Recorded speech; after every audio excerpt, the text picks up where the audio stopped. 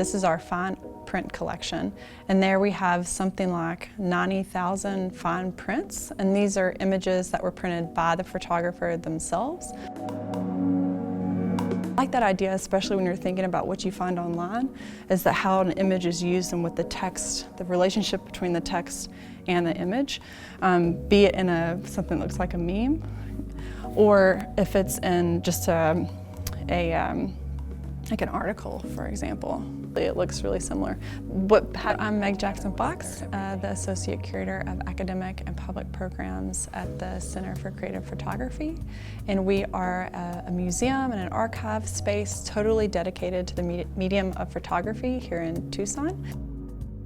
We also have a conservation lab so that we actually preserve it as well. So we are committed to the preservation of images, to the teaching of images, and also the housing of images.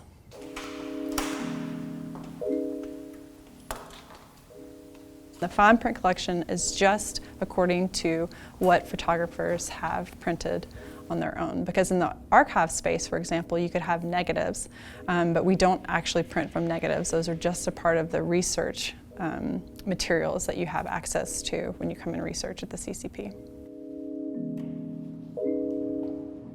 You can look into the autobiography or the biography of a photographer, but that's not going to really tell you the entire story, because a photographer operates in a larger ecosystem. They operate in a larger ecosystem of other images. They also operate inside of a political and social moment, a cultural moment too. So you have all these dynamics that factor into what it means to make a photograph and what kind of place you're taking a photograph from.